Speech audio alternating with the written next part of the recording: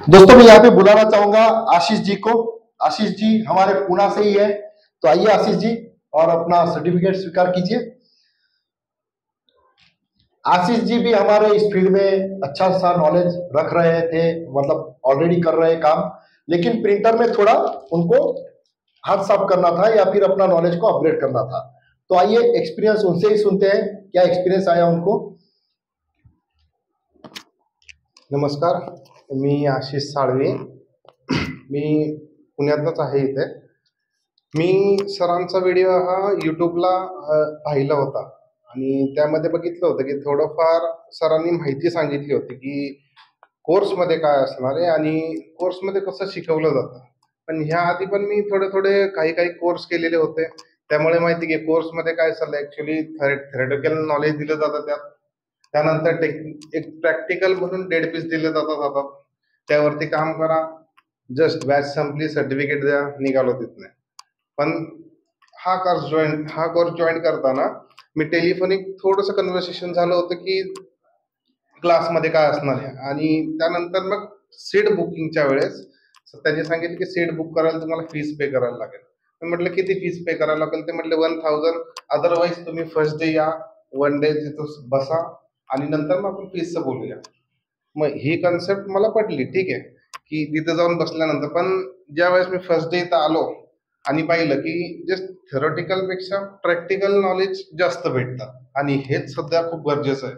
Theoretical knowledge ठीक आहे, printer कसा ओपन करायचा हे थेरॉटिकल सगळे त्याच्या मॅन्युअलमध्ये पण लिहिलेलं आहे की प्रिंटर इंक कशी भरायची, प्रिंटर ओपन कसा करायचा. पण जेव्हा प्रॅक्टिकल करायला जातो शून्य, काही येत नाही.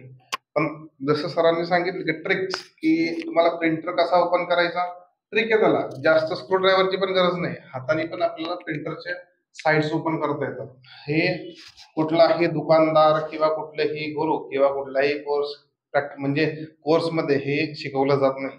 तिथं थेरॅटिकल नॉलेज येतात, बाकी काही नाही. इथं ट्रिक्स भेटला, मेन म्हणजे ट्रिक्स आहेत की तुम्हाला इंकजेट प्रिंटर हा मॅन्युअली कसा रिपेअर केला जातो हे तुम्हाला शिकवलं जाईल थेरॉटिकली, की जसं डायग्राम शिकवले जातील. इथून इंक अशी फ्लो होती, मग तुम्हाला हेड चेंज करावा लागेल.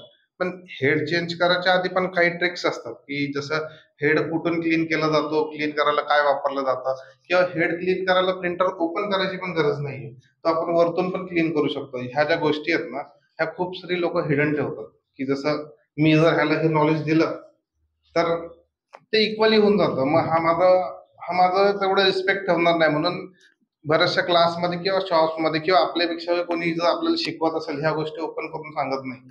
या क्लासमध्ये हेच ऑब्झर्वेशन आलं की जसं डॉट मॅट्रिक्स प्रिंटर घेतला तर त्यातली एक गोष्ट सांगितली की प्रिंटर कसा रिपेअर करायचा, कस्टमरला कसे त्यातले प्रॉब्लेम सांगायचे, प्रॉब्लेमचे चार्जेस कसे घ्यायचे, चार्जेस घेतले की आपला फायदा त्यातनं कसा असतं, किंवा एखादी गोष्ट आपण एक्स्ट्रा कसं त्यात कस्टमरशी कम्युनिकेशन करून आपले प्रॉब्लेम सॉर्ट आउट करून घेऊ शकतो.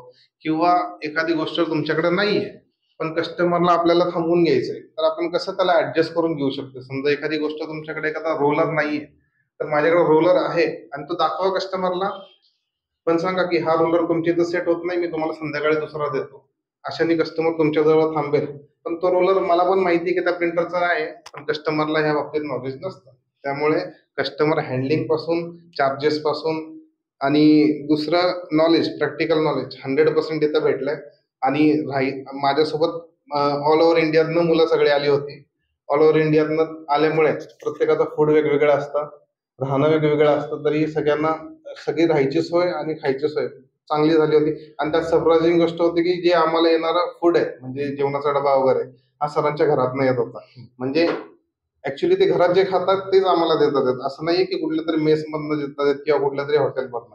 त्यामुळे जेवणाची क्वालिटी पण छान होती. आणि हे सगळं इन एक कॉमन बजेटमध्ये, म्हणजे म्हणतात ना की कॉमन बजेट 7,000 हे खूप मोठं नाही आहेत.